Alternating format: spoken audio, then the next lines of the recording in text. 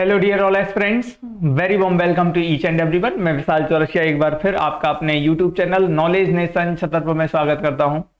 देखिए दोस्तों, जैसा कि मैंने आपसे बोला था कि आज से हमारी हिस्ट्री ऑफ इंग्लिश लिटरेचर की PYQ सीरीज जो है वो स्टार्ट होने जा रही है। तो हम लोगों ने विलियम शेक्सपियर से रिलेटेड 100 क्वेश्चन लगभग सॉल्व किए हैं। 100 क्वेश्चन जो है वो सॉल्व कर रखे हैं और उन 100 क्वेश्चन में जो हमने एनालिसिस किया है उस एनालिसिस में भी आपको बहुत सारे पॉइंट देखने के लिए मिल जाएंगे। तो चलिए दोस्तों, आज हम बात करने जा रहे हैं हिस्ट्री ऑफ इंग्लिश लिटरेचर पर। हिस्ट्री ऑफ इंग्लिश लिटरेचर से रिलेटेड लगभग आपको 300 MCQ आपको मिलेंगे, जिसमें मैं आपको गारंटी दे सकता हूं 300 जो MCQ है वो PYQ ही है, प्रीवियस ईयर क्वेश्चंस ही हैं गाइस। ठीक है, तो चलिए बिना किसी बात के हम अपने PYQ सीरीज के हिस्ट्री ऑफ इंग्लिश लिटरेचर के टॉपिक की तरफ बढ़ते हैं। तो जो पहला आपके पास में क्वेश्चन यहाँ पे दिया गया है, आज हम लोग लगभग 20 के समथिंग 20 क्वेश्चन के समथिंग जो है वो सॉल्व करेंगे।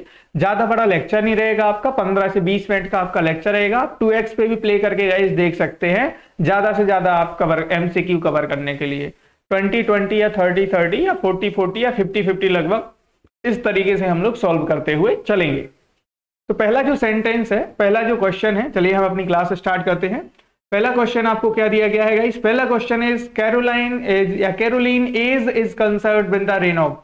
अब यहाँ पे बात हो रही है कि जो कैरोलिन एज है वो कब किसके शासनकाल में रही है, तो यहाँ पे आपका आंसर जो हो जाएगा Charles first. A option is clear. Answer का एनालिसिस देखते हैं। Answer is Caroline age is concerned with the reign of Charles first. Caroline age जो है वो चार्ल्स फर्स्ट के समय शासनकाल में रही है। The age of Caroline is an age, यह एक युग रहा है in British history, British history में, that is name for Charles first. Charles first के नाम पर ही कैरोलिन एज का नाम कैरोलिन एज पड़ा हुआ है गाइस। ठीक है, और ये इट लास्टेड फ्रॉम 1625 टू 1649, 1625 से लेके 1649 तक का इसका एरा रहा है। It is made up of 3 poetic school, और यहाँ पे 3 पोएटिक स्कूल जो है वो बने हुए हैं। कौन कौन से? एक आपका मेटाफिजिकल है, कैवलियर है एंड प्यूरिटन है ना। ये 3 जो है पोएटिक स्कूल रहे हैं। अब यहां से क्वेश्चन देखिए कौन कौन से बन सकते हैं। कैरोलिन एज जो है वो किसके शासनकाल में रही है, तो यहां से चार्ल्स फर्स्ट, पहला क्वेश्चन बना। अब कैरोलिन एज जो है वो कब से कब तक रही है? 1625 से 1649 तक रही है, ये दूसरा क्वेश्चन बना। कैरोलिन एज में 3 पोएटिक स्कूल आपको कौन कौन से दिख गए हैं? मेटाफिजिकल, कैवलियर और प्यूरिटन। तो यहां से आपने देख लिया 3 क्वेश्चन बन गए, मतलब एक क्वेश्चन से हमारे 3 क्वेश्चन कंप्लीट होते हैं। आगे बढ़ते हैं। The word Caroline comes from the name Charles. जो कैरोलिन एज का नाम है वो कहां से लिया गया है? चार्ल्स के नाम से लिया गया है, जो कि क्या थे? किंग ऑफ इंग्लैंड, इंग्लैंड के राजा थे। कब से कब तक? 1625 से 1649 तक। दस the appropriate answer is option A, इसलिए एप्रोप्रिएट आंसर आपका ए रहेगा। अब अगले सेंटेंस की तरफ, अगला क्वेश्चन आपको क्या दिया गया है? UPPSC लेक्चरर 2021 पेपर 2 में दिया गया है ये। ठीक है, आगे देखते हैं। What is the place of origin of the renaissance movement. ठीक है, अब यहाँ पे बात क्या हो रही है कि पुनर्जागरण काल का जो आंदोलन रहा है उसका ओरिजिन प्लेस क्या था? Italy, France, Spain, Germany. तो आपका आंसर हो जाएगा गाइज इटली। जो रेनेसांस मूवमेंट है, जो आपका पुनर्जागरण काल का आंदोलन है, पुनर्जागरण काल का आंदोलन वो कब कहां ओरिजिन हुआ था? इटली में ओरिजिन हुआ था। चलिए इसके एनालिसिस पे हम चलते हैं। तो एनालिसिस में बात क्या हो रही है? एनालिसिस में बात हो रही है the place of origin of renaissance movement is Italy. Italy में हुआ था ड्यूरिंग द 14th सेंचुरी। ठीक है, किस सेंचुरी के दौरान? 14th सेंचुरी के दौरान। After the end of the middle edges, जब क्या हो गया था? मिडिल एज का एंड हो गया था। And reached its height in 15th century, और 15th सेंचुरी में वो क्या था? एक एक्सट्रीम लेवल पे काम कर रहा था। The Renaissance spread to the rest of Europe. उस टाइम पे क्या हुआ? जो रेस्ट ऑफ यूरोप, शेष बचा हुआ यूरोप था, वहां पे पुनर्जागरण काल जो है वो बहुत तेजी से फैला इन द 16th और 17th सेंचुरी। कब फैला? 16 से 17th सेंचुरी में। द इंग्लिश रेनेसांस, जो अंग्रेजी का पुनर्जागरण काल था, an era of cultural revival, जो कि क्या? सांस्कृतिक पुनरुत्थान में, एंड पोएटिक एवोल्यूशन, और काव्य शास्त्र का जो विकास हुआ वो कब हुआ? वो हुआ in the late 15th century, late 15th century को हुआ, and spilling into the revolutionary years of the 17th century. और 17th सेंचुरी के जो क्रांतिकारी साल रहे हैं उनमें बहुत ज्यादा फैला। ठीक है, 17th सेंचुरी के जो क्रांतिकारी ईयर्स रहे हैं, साल रहे हैं, उनमें बहुत ज्यादा ये फैला है। ठीक है, आगे बात क्या हो रही है, stand was an early summit, stand was an early summit of poetry achievement. और यहाँ पे जो पोएट्री अचीवमेंट हुआ है, कविताओं की उपलब्धियां हुई हैं, वो एक अपने एक अलग शिखर पर गई है ना। आगे बात कर रहा है सब रेनेसांस ऑथर, कुछ रेनेसांस के ऑथर हैं, पुनर्जागरण काल के ऑथर हैं, वो कौन कौन से हैं, जैसे आपने यहाँ पे देख लिया, चलिए इसको हम अंडरलाइन कर लेते हैं। जैसे आपका फ्रांसिस बेकन हो गया, जॉन डन हो गया, बेन जॉनसन हो गया, क्रिस्टोफर मार्लो हो गया, विलियम शेक्सपियर आपके हो जाएंगे, एडमंड स्पेंसर हो जाएंगे, थॉमस वेट हो जाएंगे। ये हमारे पास में कुछ क्या है, रेनेसांस पीरियड के ऑथर रहे। तो ये हमारा सेकंड क्वेश्चन का एनालिसिस हो गया। बढ़ते हैं हम अगले थर्ड क्वेश्चन की तरफ। तो थर्ड क्वेश्चन जो है वो आपसे क्या बोला जा रहा है, देखिए एक क्वेश्चन में आपको लगभग 2 से 3 क्वेश्चन मिल जाएंगे दोस्तों। तो हमें ज्यादा से ज्यादा कमांड बनानी है अपने हिस्ट्री ऑफ इंग्लिश लिटरेचर के कॉन्सेप्ट पर और साथ में PYQ पर, जिससे हम आगे के लिए अगले क्वेश्चन के लिए तैयार रहें। या ये भी DSSS PGT मेल में पूछा गया है 2021 फर्स्ट शिफ्ट में, which period is known as the age of Chaucer. अब द एज ऑफ चौसर किस पीरियड को बोला जाता है, तो यहाँ पे हम ऑप्शन ए की बात करते हैं, the middle edges. Middle age को, चलिए इसकी एनालिसिस पे चलते हैं। एनालिसिस क्या बोला जा रहा है, the middle ages is known the age of Chaucer. जो मिडिल एज है वो एज ऑफ चौसर के नाम से जानी जाती है। द मिडिल इंग्लिश पीरियड 1066 से 1500 started with the Norman conquest. ये कब किसके साथ स्टार्ट हुआ, जैसे ही नॉर्मन की विजय हुई 1066 में, वैसे ये स्टार्ट हुआ, and ended with the end of 15th century. और 15वीं शताब्दी के लास्ट में ये खत्म भी हो गया। पर्टिकुलरली द पीरियड फ्रॉम, ये पर्टिकुलर विशेषकर ये जो पीरियड है वो कब से कब तक रहा है, फ्रॉम 1340 टू 1400, मतलब 1340 से 1400 तक रहा है। इसलिए इसको एज ऑफ चौसर के नाम से भी जानते हैं। और एज ऑफ चौसर के नाम से क्यों जानते हैं, क्योंकि जो द ग्रेट पोएट थे Geoffrey Chaucer dominated this period, मतलब उनका बहुत ज्यादा क्या रहा है, वहां पे बहुत ज्यादा इफेक्ट रहा है उस पीरियड में, इस वजह से इसको एज ऑफ चौसर कहा जाता है। अगला है क्वेश्चन आपके पास में 4th नंबर का, in which chapter of poetics does Aristotle define tragedy as an imitation of an action that is serious, complete and of a certain magnitude. In which chapter of poetics, ठीक है, काव्य शास्त्र एक ऐसा कौन सा chapter है जिसमें अरिस्टोटल ने ट्रेजेडी को डिफाइन किया है। कैसे डिफाइन किया है, कैसे परिभाषित किया है, an imitation of an action that is serious, कि भाई जो कार्य है, जो कार्यशैली है, कार्यशैली की जो नकल है वो एक कैसी है। अब बात करें कार्यशैली की नकल की, तो वो क्या है, बहुत दैट इज सीरियस, जो कि सीरियस है। ये जो आपके पास में यहाँ पे डबल इन्वर्टेड कॉमा में दी गई है, यहाँ पे an imitation of an action that is serious, कि भाई काव्य शास्त्र की जो नकल है जो कि सीरियस है, ये जो है, ये सेंटेंस जो है किस आपके चैप्टर में दिया गया है, complete of a certain magnitude, जो कि पूरा है और एक निश्चित तौर पर दिया गया है। तो चैप्टर नंबर अगर हम बात करें 6 की, C option is correct, UP PSC lecturer 2021 में दिया गया है, 2021 में। चलिए इसके आंसर पर बढ़ते हैं।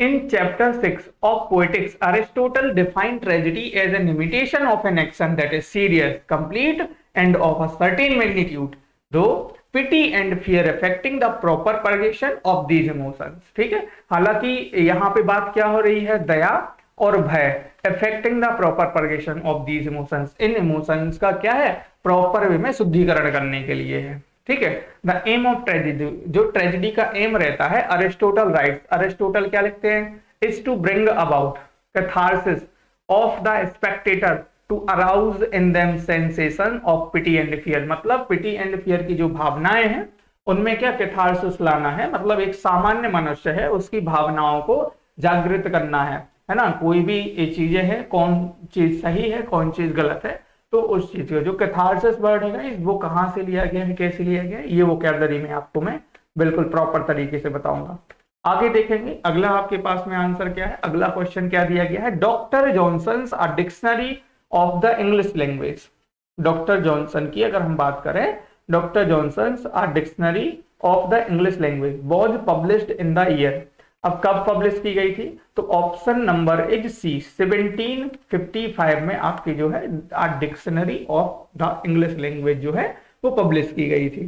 ठीक है, option number C, published on 15 April of 1755, written by Samuel Johnson. A dictionary of the English language is among the most influenced dictionaries in the history of English language. बढ़ते हैं अगले क्वेश्चन की तरफ। Which of the following is not constituent of tragedy according to Aristotle? ठीक है, अब बात क्या हो रही है? अकॉर्डिंग टू अरिस्टोटल, अरिस्टोटल जी के अनुसार ट्रेजिडी का घटक इनमें से कौन नहीं है? प्लॉट, कैरेक्टर, मेलोडी और डायलॉग। तो ऑप्शन यहाँ पे क्या हो जाएगा? ऑप्शन नंबर डी इज हमारा करेक्ट हो जाएगा। अब अगले एनालिसिस पे बढ़ते हैं।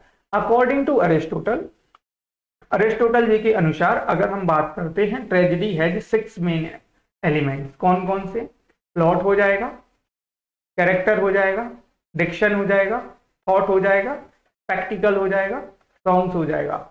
ये आपके क्या दिए गए हैं? यहाँ पे 6 मेन एलिमेंट दिए गए हैं। Dialogue is not a constituent of tragedy, dialogue जो है वो ट्रेजिडी का घटक नहीं है। Several of Aristotle mains point are of great value for an understanding of Greek tragic drama, particularly significant in his statement that the plot is the most important element of tragedy. Significant in his statement that the plot is the most important element of tragedy. मतलब क्या हो गया कि जो यहाँ पे plot के बारे में हम बात कर रहे हैं, प्लॉट के बारे में जो मोस्ट इंपॉर्टेंट क्या एलिमेंट माना जाता है ट्रेजेडी का। चलिए हम अगले क्वेश्चन की तरफ चलते हैं। नेक्स्ट क्वेश्चन आपके पास में, in which year was Harold Pinter awarded the Nobel prize? Harold Pinter को कौन से ईयर में, कौन से सन में जो है नोबेल प्राइज दिया गया? 2000, 2003, 2005, 2007। तो according to according to Nobel prize awarded in which year was Harold Pinter awarded to the Nobel prize? तो इन्हें कब दिया गया guys? C option is correct हो जाएगा, 2005 में उन्हें दिया गया। बढ़ते हैं हम अगले क्वेश्चन की तरफ। चलिए इसका एनालिसिस हम लोग देख लेते हैं। एनालिसिस क्या बता रहा है? Harold Pinter was awarded the Nobel Prize for Literature in 2005. He used the occasion of his acceptance speech to attack the US invasion of Iraq. ठीक है, तो उन्होंने क्या US इन्वेशन ऑफ इराक पर क्या किया था? स्पीच दी थी, है ना, कि भाई speech to attack the US invasion of Iraq. Hence option is C correct हो जाएगा। अगले क्वेश्चन की तरफ बढ़ते हैं। Who was the first Indian English playwright? भाई कौन से वो first Indian English playwright रहे to be awarded the Sahitya Akademi award? भाई साहित्य अकादमी अवार्ड से बात किसको? C option is correct, Mahesh Dattani साहब जी को, महेश दत्तानी साहब जी को मिला हुआ है। चलिए हम बात करते हैं अगले ऑप्शन की तरफ, इनका चलिए हम एनालिसिस देख लेते हैं। Mahesh Dattani was the first Indian English playwright to be awarded the Sahitya Akademi award. His popular plays are, अब यहाँ से हमें पॉपुलर प्ले जो है वो लर्न कर लेने हैं महेश दत्तानी जी के, जैसे वेयर देयर्स अ विल, एक ये हो गया। अगला ये 1988 में है। द बिग फैट सिटी 2012 में है। Final solution, dance like a man 1989, dance like a man has won the award for the best picture of in England the national panorama in 1998। चलिए हम आगे बढ़ते हैं अगले क्वेश्चन की तरफ। नेक्स्ट क्वेश्चन यहाँ पे दिया गया, which of these poets wrote a poem that serve to inspire W.B. Yeats to write his own poem when you are old? तो यहाँ पे बात क्या हो रही है? निम्नलिखित में से वो कौन से पोएट हैं जिन्होंने पोएम लिखी है, इंस्पायर किया है W.B. Yeats को ये when you are old लिखने के लिए? तो आपका आंसर हो जाएगा, आंसर ऑप्शन इज बी हो जाएगा आपका, पेरिडे रॉनसर्ड। पेरिडे रॉनसर्ड इज राइट आंसर। आगे देख लेते हैं, आगे जब इसकी एनालिसिस पर हम चलते हैं तो Pierre de Ronsard wrote a poem that serve to inspire W.B. Yeats to write his own poem when you are old. Pierre de, अब बात करें पेरिडे रॉनसर्ड, यह एक फ्रेंच पोएट रहे हैं। As his own generation in France called him prince of poet. ठीक है, उनकी जनरेशन में, उनके कुल में उनको क्या बोला जाता था? कवियों का राजकुमार बोला जाता था। Major theme in when you are old are love, rejection and time. It is bittersweet poem that reveals the complexities of the love। अगले क्वेश्चन की तरफ बढ़ते हैं। नेक्स्ट क्वेश्चन आपको दिया गया है, given below are two statement. आपको नीचे यहाँ पे दो स्टेटमेंट दिए जाएंगे, ठीक है। यहाँ तो कुछ नहीं दिया गया, अगले पेज पे है। हाँ ये दिए गए हैं ना, ये दिए गए यहाँ से, लो भाई यहाँ से ये दिया गया यहाँ तक, उसके बाद में ये रीजन दिया गया है ना। दो स्टेटमेंट आपको ये दिए गए हैं। Given below are two statement, one is labelled as assertion A, है ना। यहाँ पे अभिकथन ए दिया गया है और रीजन आर, मतलब यहाँ पे कारण आर दिया गया है। तो आपका जो अभिकथन है वो क्या बोल रहा है, पोस्ट मॉडर्न नैरेटिव्स फोकस। ध्यान से समझिएगा, इस तरीके के यूजीसी नेट में बहुत क्वेश्चन आपको मिलेंगे। पोस्ट मॉडर्न नैरेटिव्स, ठीक है, जो उत्तर आधुनिक कथाएं हैं, फोकस ऑन, वो फोकस करती है। अब किस पर फोकस करती है, the indeterminate and unstable nature. Indeterminate अस्थिर और अस्थिर नेचर, अस्थिर प्रकृति पर, ठीक है, अनिश्चितता पर और अस्थिर प्रकृति पर, किसकी, ऑफ टेक्सुअलिटी एंड सब्जेक्टिविटी, ठीक है, पाठ्य वस्तु और व्यक्तिपरकता की, है ना। तो जो पोस्ट मॉडर्न नैरेटिव्स हैं वो क्या करती हैं, अनस्टेबल नेचर, इनडिटर्मिनेट नेचर और टेक्सुअलिटी और सब्जेक्टिविटी को, किसको क्या फोकस करती है ना। आगे क्या बात हो रही है, पोस्ट मॉडर्न नैरेटिव। देखो ये जो अभिकथन है, अभिकथन में क्या बताया गया है कि जो आपकी पाठ्य वस्तु है और जो आपकी टेक्सुअलिटी है, व्यक्तिपरकता है, ठीक है, टेक्सुअलिटी और सब्जेक्टिविटी का जो अस्थिर और अनियंत्रित स्वभाव है, नेचर है, ठीक है, वो उस पर फोकस करता है। और फोकस कौन करता है, पोस्ट मॉडर्न नैरेटिव्स, ठीक है, उत्तर आधुनिक कथा, ये कहानी बताई गई। और रीजन में क्या बताया गया कि जो पोस्ट मॉडर्न नैरेटिव्स है, एक्ट रिगार्ड नैरेटिव, कथाएं और कैरेक्टर और पात्र एज टेंटेटिव, यह एक क्या है, टेंटेटिव रिप्रेजेंटेशन है, ठीक है, यह क्या है, टेंटेटिव रिप्रेजेंटेशन है। किसके रिप्रेजेंटेशन है, राइटिंग की और आइडेंटिटी के, ठीक है, लेखन की और पहचान के, है ना। अस्थायी रिप्रेजेंटेशन है राइटिंग की और आइडेंटिटी के। चलिए हम इनके ऑप्शन पर चलते हैं। In the light of the above statement choose the correct answer from the option given below. तो ऑप्शन ए आपका जो है वो राइट आंसर हो जाएगा दोस्तों। ऑप्शन ए जो है वो हमारा राइट आंसर हो जाएगा। Both A and R are true, both A, दोनों आपके सही हो जाएंगे। R is the correct explanation of A. ठीक, अगला सेंटेंस देखते हैं। नेक्स्ट सेंटेंस आपके पास में रहेगा, which of the two following conform to liberal humanist thought. ठीक है, निम्नलिखित में से वो दो लिबरल ह्यूमनिस्ट थॉट कौन कौन से हैं। Literature transcend the limits of the age of its origin and so is timeless. ठीक, और बी ऑप्शन। चलिए तो यहाँ पे हम बात करें वो दो कौन कौन से लिबरल ह्यूमनिस्टिक उदारवादी जो मानवता के थॉट हैं वो कौन कौन से हैं। तो आपका एक तो आपका ए ऑप्शन हो जाएगा, ए इज करेक्ट आंसर। और यहाँ पे अगर हम बात करें बी में क्या दिया गया, लिटरेचर इज अनटच्ड, ये तो बिल्कुल नहीं होगा। सी की अगर हम बात करें, literature devoid of any purpose, ये भी नहीं होगा। आपके पास में लास्ट ऑप्शन बचा है डी, डी इज करेक्ट हो जाएगा। Identity is a unique essence unaffected bye environment and society. तो जहां पे ए और डी होगा वो सही होगा, ए और D, D option is correct. आगे बढ़ते हैं हम। नेक्स्ट दिया गया है ए एंड डी करेक्ट हो जाएगा, A and D correct, A and D ही हमने किया है ना करेक्ट, हाँ ए एंड डी ही करेक्ट किया है। अगला सेंटेंस देखते हैं। अगला सेंटेंस आपके पास में क्या दिया गया है, the next sentence is the first pastoral romance in English is, है ना। अब फर्स्ट पेस्टोरल रोमांस क्या है भाई इंग्लिश में, यहाँ पे बात कर लेते हैं। तो आंसर है सिडनीज आर्काडिया, ऑप्शन बी हो जाएगा।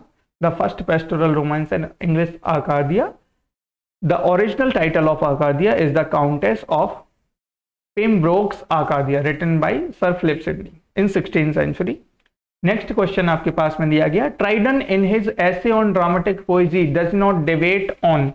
ड्राइडन की जो इन हिज ड्राइडन की जो एसे ऑन ड्रामेटिक पोएजी है, does not debate on the unities of time, place and action, catharsis and poetic justice, यहाँ पे जो आपका आंसर हो जाएगा, चलिए हम इसके ऑप्शन की तरफ चलते हैं। बी ऑप्शन इज करेक्ट हो जाएगा हमारा। Essay on dramatic poesy by Dryden in attempt to justify drama as an legitimate form of poetry comparable to the epic, as well as defend English drama against that of the ancients and the French। ये आपके पास में क्या दिया गया है, analysis दिया गया है, एक बार इसको पढ़ लीजिएगा। बढ़ते हैं हम अगले क्वेश्चन की तरफ। अगला क्वेश्चन है, arrange the following groups of poets in their chronological sequence in relation of English literary history. अब यहाँ पे आपको क्रोनोलॉजिकल ऑर्डर जो है वो डालने हैं। चलिए हम देख लेते हैं।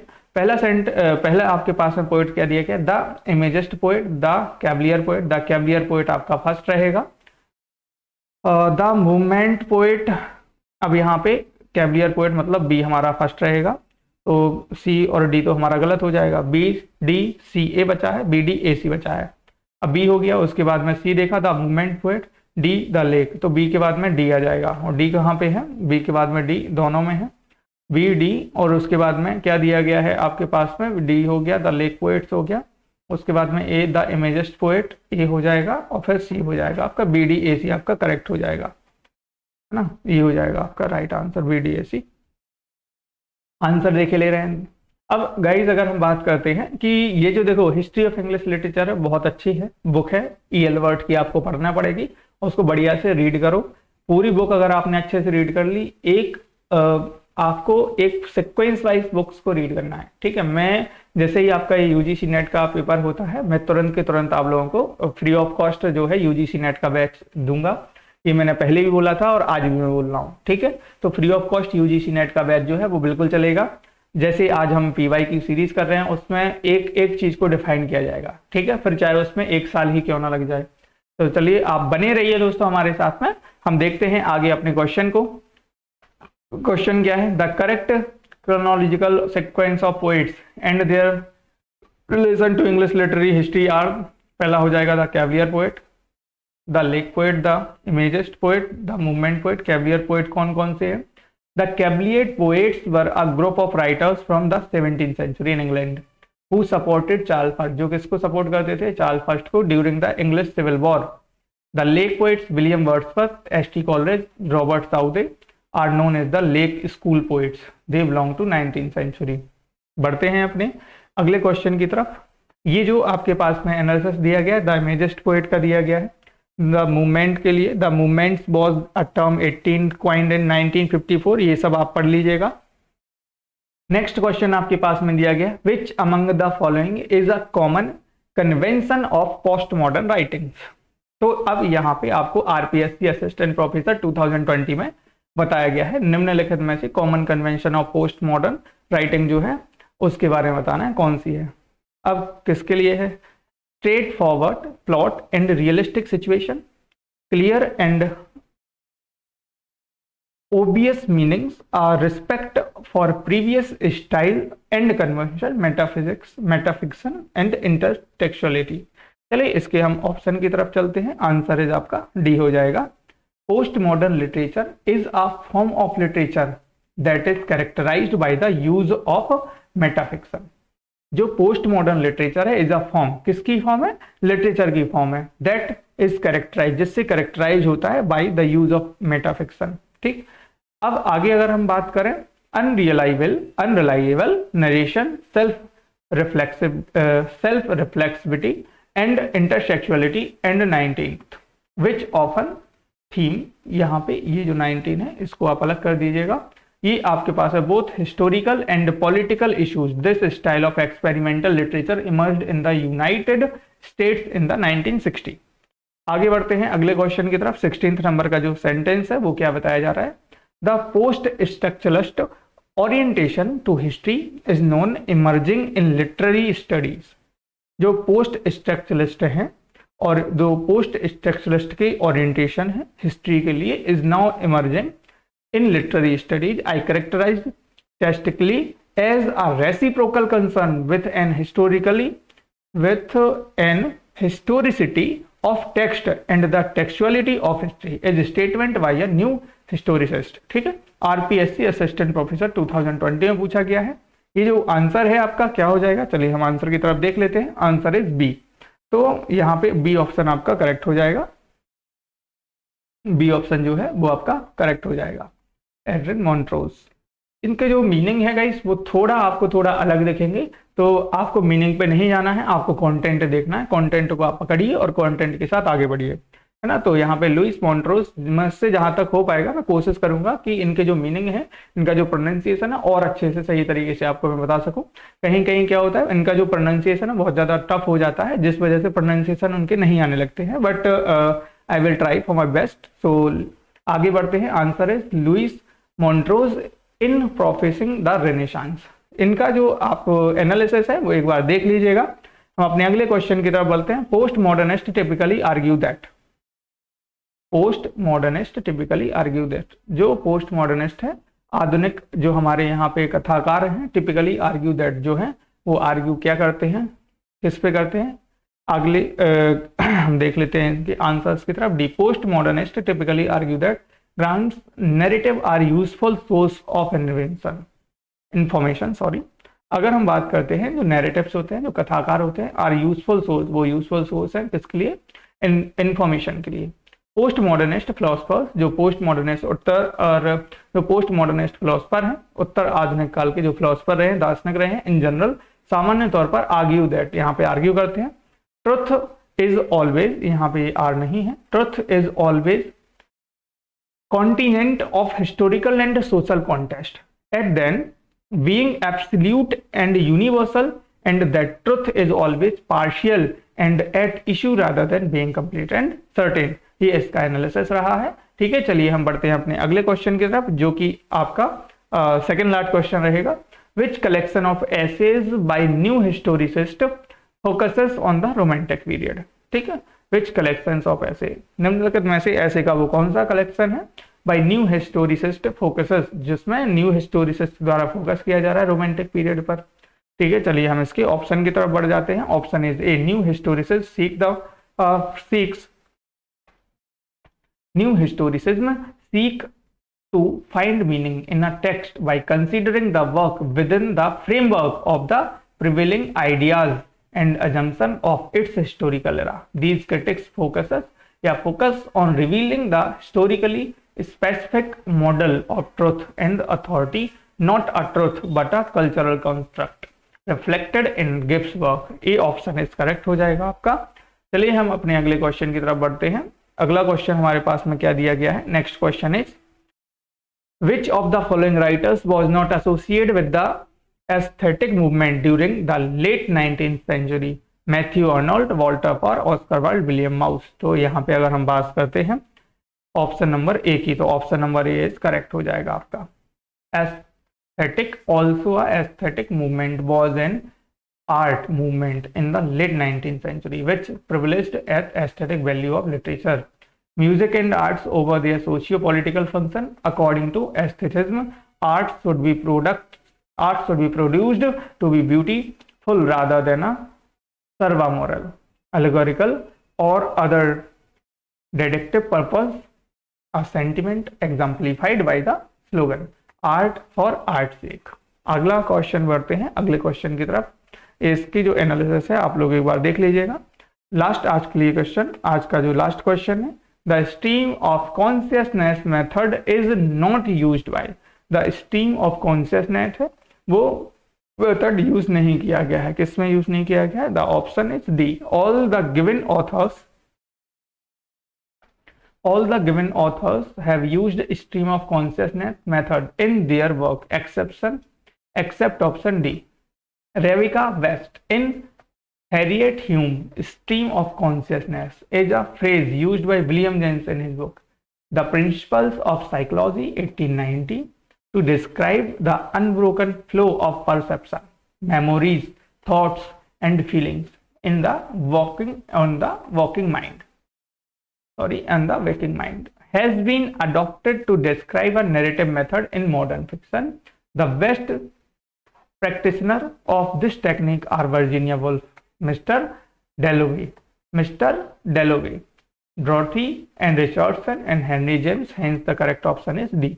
यहाँ पे आज गाइस हम लोगों ने कितने क्वेश्चन किए हैं, 20 क्वेश्चन जो है 20 क्वेश्चन कंप्लीट किए हैं। बाकी आप लोगों को कल की क्लास में 50+ क्वेश्चन आपको मिल जाएंगे देखने के लिए। कल हम ज़्यादा से ज़्यादा क्वेश्चन पे कमांड बनाएंगे, जैसे ही एनालिसिस पे आते हैं तो जिस वजह से क्या होता है वीडियो लेक्चर लंबा हो जाता है, उसमें कुछ चीज़ें जो है आपको और भी दिखाई जाती हैं। ठीक है, तो इस तरीके से हमें फाइंड भी करना है कि एक क्वेश्चन में आपको 3-4 क्वेश्चन मिल सकते हैं, है ना। तो चलिए बाकी का गाइस हम करेंगे अगले सेशन में। तो आज की क्लास आपको कैसी लगी, तो हिस्ट्री ऑफ इंग्लिश लिटरेचर के लिए ये जो PYQ है मोस्ट इंपॉर्टेंट रहने वाले हैं, अपने दोस्तों तक ज़्यादा से ज़्यादा शेयर करना। हो सकता है कि जो आपका आने वाला MP सेट का एग्जाम है और UGC नेट का एग्जाम है, यहाँ से आपको कुछ ना कुछ देखने के लिए मिले। अगर आपको यहाँ से 10 नंबर का भी देखने के लिए मिल रहा है तो इनफ है ना।